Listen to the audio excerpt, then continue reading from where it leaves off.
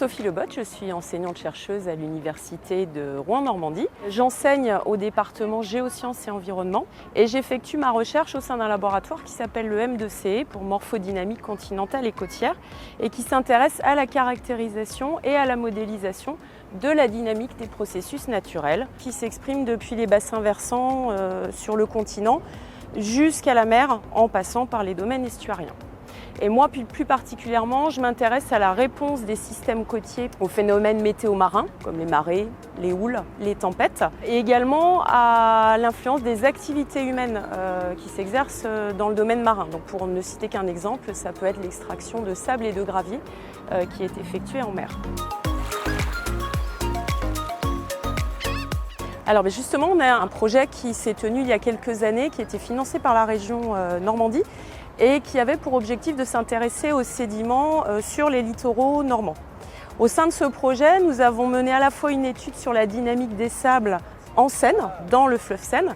Dans ce même projet, on avait également une action de recherche qui portait sur la quantification des stocks de sable, mais cette fois-ci en mer. On a analysé l'évolution de ces stocks sableux depuis le milieu du 19e siècle, depuis la baie de Seine jusqu'à la baie de Somme, pour avoir vraiment une vision sur l'ensemble de la façade normande, de la manière dont évoluaient depuis un siècle et demi ces différents stocks sableux. Suite à cette étude, on va analyser quels sont les transferts de sable entre le domaine marin et les zones littorales attenantes. Et ça, c'est intéressant parce que ça peut permettre de mieux appréhender les zones littorales qui, dans le futur, pourraient manquer de sédiments parce que situées en face de secteurs qui sont plus appauvris en sable. Et donc d'identifier des zones qui seront peut-être plus facilement sujettes à l'érosion littorale.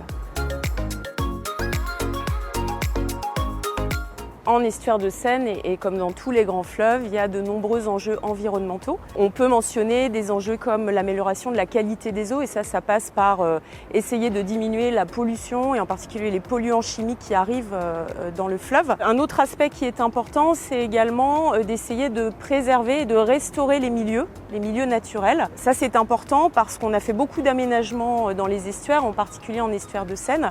Et donc, on a perdu cette connexion naturelle qui existe entre le fleuve et les zones humides qui sont situées à proximité.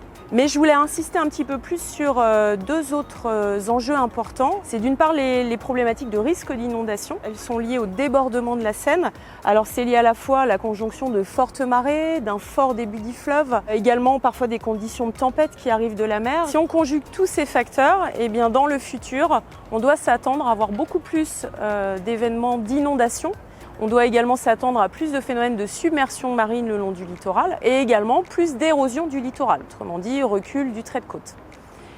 Le changement climatique, c'est aussi, on peut le qualifier d'accélérateur multirisque. Tous ces risques que je viens d'évoquer en fait, vont aussi engendrer des risques industriels, sanitaires et économiques. Et en estuaire de Seine, vous savez qu'on a de nombreux aménagements, de nombreux complexes industriels ou portuaires. Par exemple, dans l'agglomération rouennaise, on a un certain nombre d'industries, dont certaines classées Céveso.